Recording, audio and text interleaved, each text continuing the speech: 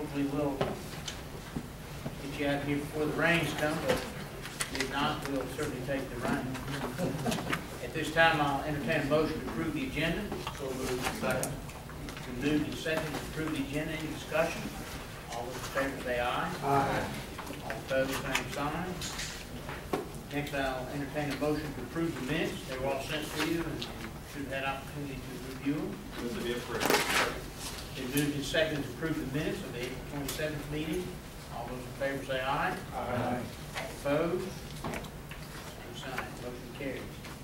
At this time,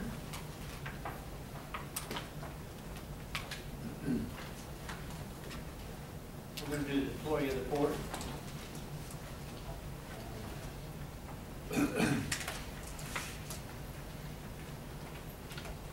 Nice and quiet. I like that. I had this young lady was recommended by a supervisor, and I had the opportunity to see firsthand the fruits of her labors very recently. And employee of the quarter is Miss Shelley Powers.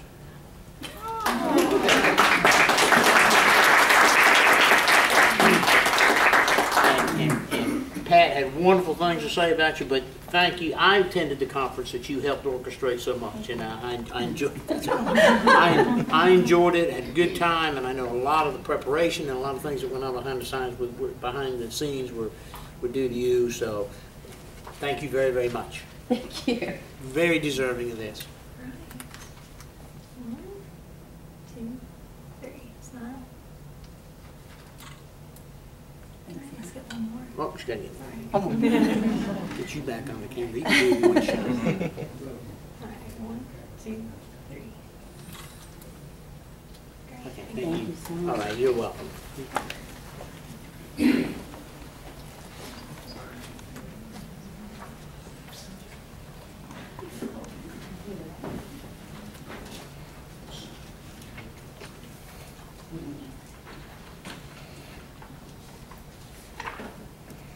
It would be remiss on my part, and also we were told at the last meeting that Brenda was going to be leaving us, and this morning she received a certificate from Representative Stringer on behalf of the House of Representatives for your service to the state, and especially to here. We're going to miss you. I'm personally going to miss you because no matter what I said, even though it may be recorded, you fixed it up right so it sounded good when you did it. So we appreciate everything you've done and all behind the scenes logistical help that you give to the board. Once again, thank you for what you do.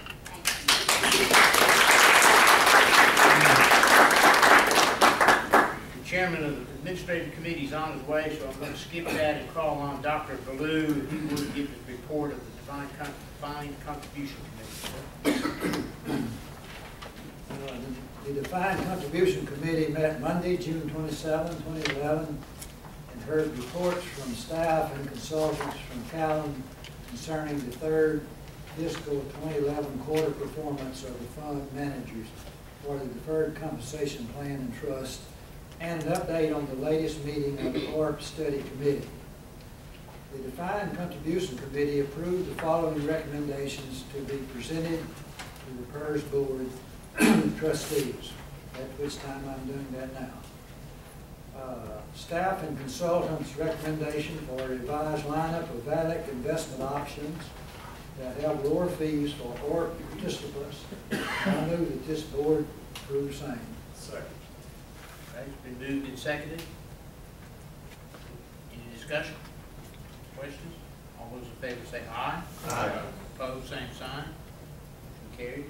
Behind tab 3B, behind tab 3B, you'll find a resolution there. And these new funds by VALIC, VALIC insists, and I understand why, because I've done these kinds of things before, that the board authorize our executive director, Mrs. Pat Robertson, and chief investment officer, Mrs. Laura Tingler, to speak on behalf of the board on what we might call the day-to-day decision related to the implementation of the resolution that we just approved, or recommendation we just approved for these fund lineups. Deferred Compensation Committee recommends that this resolution be approved by this board, and I move that we approve same. Second. Okay, moved and second for the approval of the authorization resolution. Discussion, questions? All those in favor say aye. Aye. Opposed, same sign. Motion carries. Another item that we approve is we approve the staff's recommendation for final approval of changes in the plan document for the defined contribution plan and trust. And I move that this board approve same. Second. It's been moved and second for approval of the deferred compensation plan and trust document. Any discussion or questions? All those in favor say aye. Aye. Opposed, same sign. Yes, sir. The committee also endorsed the actions taken by the Hardship Committee of the Government Employees Defined Compensation Plan and Trust on unforeseeable emergency withdrawal from participants' request as presented on reports dated April 2011 and June 2011, and I move that this board approve same. Second. Been moved and seconded to approve the unforeseen emergency withdrawal requests. Any discussion or questions? All those in favor say aye. Aye. Opposed, same sign. Mr. Chairman, that concludes my report. Thank you very much. Next time I call on Mr. Bill Benson, Chairman of the Investment Committee, to make his report. Mr. Chairman, the investment committee met for most of the day yesterday, and we heard one performance review that told us that as of last Thursday, I think we had $20.1 billion in assets. Our expected rate of return, assuming nothing terrible happens today or tomorrow or the next day, could be around 20% for the past year. We also heard presentations from our EFA managers, Jarislowsky Frazier, Dimensional Fund Advisors, and Newstar, all of whom had exceeded their benchmarks. So it was a pretty good day on those parts of the hearing. Also heard from staff and from our new consultants, Callie, who made a recommendation which the investment committee adopted, which was to modify slightly the real estate criteria, the real estate policy to change. Right now we have 20% in REITs, and that recommendation would be to go to 15% and go to 60% in our core plus, which is a 5% swing on both. 10% total allocation would still remain the same, and I would so move. Second. Okay, it's been moved and seconded to approve the modification to the real estate policy. Any discussion or questions? All those in favor say aye. Aye. Opposed? Staff and Callan also recommended that we open up an open-end core fund search in the amount of $150 million mandate, and that we authorize that search criteria and approve that, and which the committee did yesterday, and I would so move. Second. Been moved and seconded to approve an open-end core fund search criteria. Any discussion or questions? All those in favor say aye. Aye. Opposed, same sign. Motion carried. We were also presenting, we're currently involved with Angelo Gordon Core Plus 2. Again, all these are under the real estate program that we're currently involved with. The Plus 2 we're involved with, they're opening up on Plus 3, and staff and Callan recommended that we invest up to $50 million in the Plus 3 plan. The investment committee yesterday approved that investment, and I would so move. Second. Been moved and seconded to increase the core plus 3 funding by $50 million. Comments or questions? All those in favor say aye. Aye. Opposed, same sign. Motion carried. And finally, again, in the real estate, under the real estate section, staff and Callan recommended that we initiate a core plus fixed income search and present criteria. This is a $475 million mandate, and investment committee approved that yesterday, and I was so moved. Second. Been moved and seconded to approve the search criteria for a core plus fixed income manager. Any questions? Discussion? All those in favor say aye. Aye. Opposed, same sign. Motion carried. And that would conclude the report of the investment Thank committee. you very much. Can we keep moving through the agenda? Mr. Chairman, the next item on the agenda is certification of corrected millage rates for four of the municipal plans where the rate was incorrect in the September 30 evaluation, and we want to count on the panel to recertify those rates. And Mr. Rissett is here to answer any questions. I'll move we approve the corrections. Second. Been moved and seconded to approve the corrections, just for those four cities that are listed. Yes. Questions or discussion? All those in favor say aye. Aye. Opposed, same sign. Motion carries. Mr. Chairman, the next item on the agenda is certification of the cost of living adjustments for the plans as listed in the attachment behind tab 6 as it relates to those closed municipal plans. Mr. Rissett's here to go over that. Mr. Chairman, as mentioned behind tab 6, you do have a listing of the municipal plans, 19 municipal plans. 13 of these plans are scheduled to receive a cost of living adjustment this year. 4 of these plans, you'll notice, do not have statutory authority for the COLA. 1, meaning the Clark still has authority, but their COLA has not been certified. And then 1 additional Tupelo, theirs is an ad hoc COLA, and they have not voted to provide a COLA this year. So what we're seeking is approval to go ahead and pay these COLAs for fiscal year 2012. Those plans that require a resolution every year, we have already received those resolutions. So pending your approval here today, we'll pay those. So administratively, everything is in place. Yes, sir. I'll entertain a motion to approve the FY 2012 COLA certification. I'll move to be approved. Second. Been moved and seconded. Any discussion or questions? All those in favor say aye. Aye. Opposed, same sign. Thank you. This time I'm going to call on the chairman of the administrative committee. Make a report. Thank you, Mr. Chairman. The administrative committee met earlier today and had extensive discussion about each of these items. The first item on the agenda is Regulation 30. Just for your information, I believe all of you are here, but we did take up A, B, C, and D all at the same time in the committee. If there are no objections, we'll do the same today, and the minutes will properly reflect that we voted on each of them. Regulation 30, minimum monthly retirement allowance. Regulation 35, final adoption, filing an application for monthly benefits.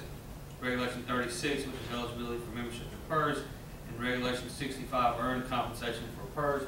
As you all know, we've gone through the process of each of these regulations, and now they're before you as final adoption. The committee approved them unanimously this morning, and I move approval. Second. It's been moved and seconded for approval of Regulation 30, 35, 36, and 65. Final adoption. Any questions or discussion? All those in favor say aye. Aye. Opposed, same sign. Item E on the agenda is the budget request, initial budget request by this board to be presented to the legislature.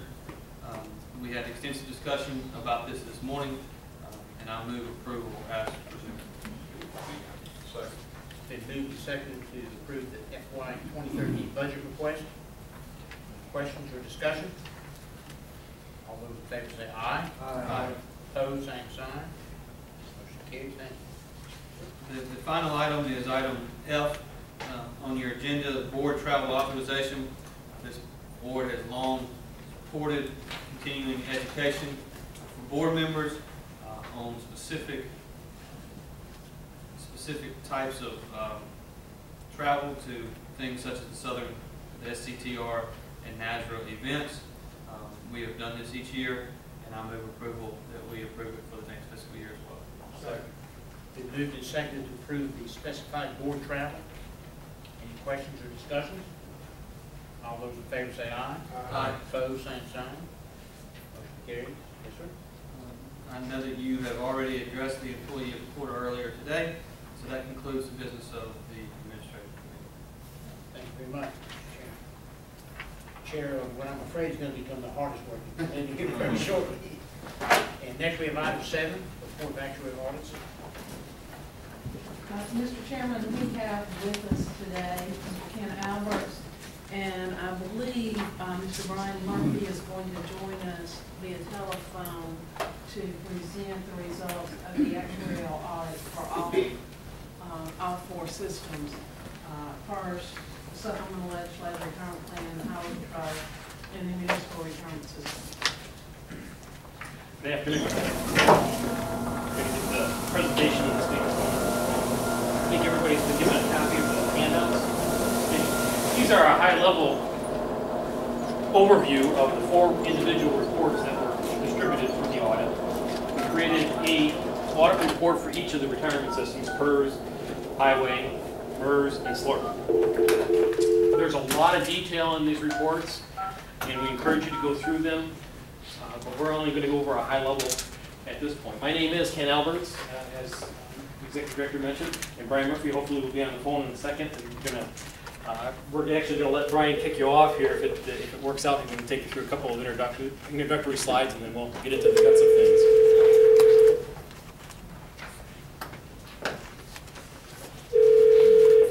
Hello? Brian? Hello? Yeah. Okay, you're on speakerphone, Brian. This is Ken. We've got you in front of the board. Hopefully this will work. Oh, okay. Can everybody hear him? Yeah. If you guys need to interrupt us at any point, please do so. This is your presentation, so we want to make sure that we get the answers that you need to get, so don't hesitate to interrupt at any point in time. Okay, Brian? Okay, well, you should have, first of all, I'll extend my apologies for not being there. The weather in Memphis was not with us today, so I wound up by foot of Memphis, and then they couldn't land because of the weather, so they sent me to Nashville, and then I came back to Memphis, and by that time, West Jackson was gone. So I'm very sorry about that, but unfortunately, sometimes that's the way life is. You should have 4 separate reports, one for each system, and we're going to be going through a PowerPoint today that I'm hoping is up on your screens or available to you in some way. I'll go through the first 4 or 5 slides, and then I think from that point, Ken will pick it up and take you through the remaining slides of the presentation. Okay. Okay. So the first slide, which is actually numbered slide 2, sort of describes what the general product is. We did an actuarial audit of all 4 systems. An actuarial audit, I think, can sometimes be compared with a second opinion from your physician, wherein you want another actuary to look over the first actuary's shoulder and see are things being done okay. What are the areas that they agree, what are the areas that they disagree, what are the recommendations that we might make for the weekend actually going forward, that sort of thing. As part of that, we looked at the last experience study, and as requested by the RFP, we issued 1 report per plan. Since you have the same actuary for each plan, you might guess that our reports are very similar because many of the comments are the same. And we'll talk about some of those comments as we go through it. First, I guess I'd like to say that we didn't find any huge major issues or errors here. The bottom line is we think that the actuarial work is being done fine. We naturally have some suggestions for ways that things can be done better. It's not the typical situation that 2 different actuaries will agree on every single thing that's being done. Public retirement systems are very complicated systems. Benefits are complicated. Actuarial techniques are fundamentally complicated, so there will be areas where we disagree. That doesn't mean that anything in particular is wrong. It could be compared with the one physician thinking you need an MRI and the other physician thinking a CAT scan will do just fine. The slide number 3, I think I've kind of already talked about this, but basically you wanted the purpose of the audit is to confirm the results of the retained actuary's evaluation through a replication evaluation. We've got the same data. We passed it to our independent evaluation system. I believe your actuary uses a commercial system called ProVal. We passed it to our proprietary system. and then compare the results of our system with the commercial system. That gives a very thorough check of what's being done, since we know exactly what our software does because we wrote it. So therefore, we can tell exactly how the other system is different from ours. We also looked through the report. We considered all the methods and assumptions. We looked at the way data is being collected, and we made some suggestions for changes that we hope will improve things going forward. Slide 4 is talking about simply the language we use to describe the things that we found in this audit. So something that would be critical, that would be sort of a major red flag item that needs immediate review or change. We didn't find any of those. That's a good thing. Study items, those are the findings or recommendations that are not critical. And in some cases, we may not have had all the information to determine exactly what's happening there, what we thought those were things that needed to be looked at. And you'll get a few examples of that as we go through. Best practice items, these would be things where we think that the way it's being done is not necessarily the best practices approach, and we've made some suggestions for improving things. I might add that the term best practice sort of depends on who's pronouncing it, because not everyone will agree on what the best practice is in a specific situation. But we were hired to do the audit, and one of the objectives here is to tell you what our opinions are, so we've done that. Material results, those are things that could actually affect the end result by a lot. We didn't really find anything that would change the end result a lot that we could tell. We do have some recommendations for things that have to be studied, and depending on what the results of those studies are, the end result could be affected, but that wasn't really part of the scope of our work. The non-material items is everything else. Most of the items we found were deep non-material, but we thought that they would still help improve things. Slide 5 takes you through the major findings and recommendations that were common to all plans. It doesn't necessarily mean that these are the biggest or the best or the worst things that we found. These are the ones that we tend to think were sort of uniform in all the plans that we thought should be looked at. The first one is the wage inflation assumption.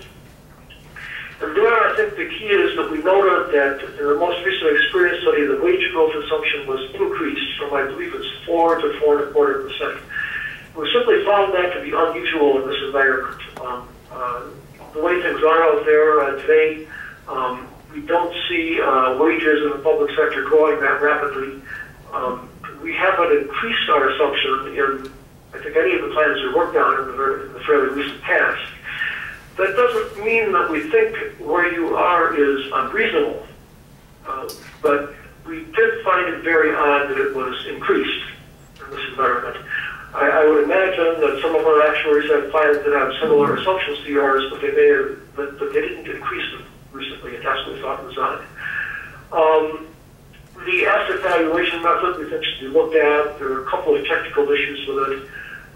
One is that investment expenses and administrative expenses are being treated differently from each other in the method, and we think they should be treated the same. That's a fairly simple technical. Again, that's something that we brought up in our last audit. We still think it needs to be looked at. But we don't think that that would affect the end result by a lot. It's sort of what you might call a minor inconsistency in how things are done. The third bullet point is to account for the delay between the valuation date and the contribution start date. What this means is that the valuation date is dated in 2010, for example, June 30th.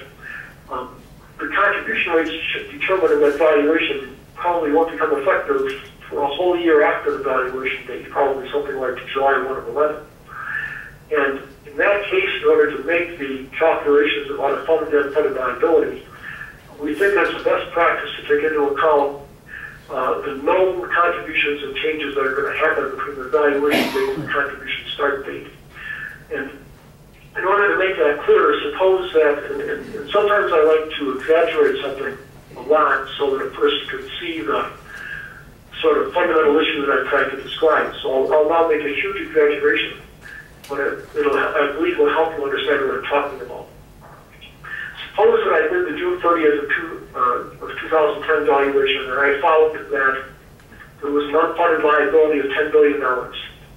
And I found that in order to fund that unfunded liability starting July 1st of 2011, it would take me $1 billion a year. So should I say that, well, that's what the unfunded liability contribution rate should be, $1 billion a year? Well, that depends. What if I knew that there had been a pension obligation bond issued and I was getting a $10 billion contribution on the 1st of August of 2010? Well, then it wouldn't take anything to fund that unfunded liability, and I should take that into account in my calculations. Now, what's going on here is nothing like an order of magnitude, but it's the same sort of principle that what happens between the valuation date and the contribution date does affect the result, and we think it should be taken into account. Next item is study the operational assumptions. These are things like option factors, are they subsidized or not, service purchase factors, that type of thing. We think that should be part of an experience study, and we noted that it was not. I believe we had recommended that last time. We think those things should be looked at every time an experience study is done. And part of the point of that is so that if, for example, there are subsidies out there, that they're accounted for in the valuation process, and they should then affect the employer contribution rate. We noted that this is now the 5th bullet point. In trying to work through the retiree test items that we received, we didn't think there was sufficient data there for your actuary to value the COLA properly. And we think that additional data has to be added to the retiree file so that that can be done. And then finally, there are some cases where the operation of the COLA is pretty difficult to figure out together with the various combinations of options that are involved with accelerated options and that sort of thing. We think it's possible that the COLA is not being evaluated 100% accurately in those cases. We think that you actually should look at that and make a separate determination. So that's all I am prepared to say. I hope that, and I can't see your faces, I don't know if you're groaning or, if my voice is even coming too well. But hopefully Ken can pick it up now and, can take you through some more of the details of the results. Thank you for your attention. Okay, at this point, we're going to go through some of the specific systems, system by system, and look at what the findings were for those systems. But before we do that, do you have any questions before we move on?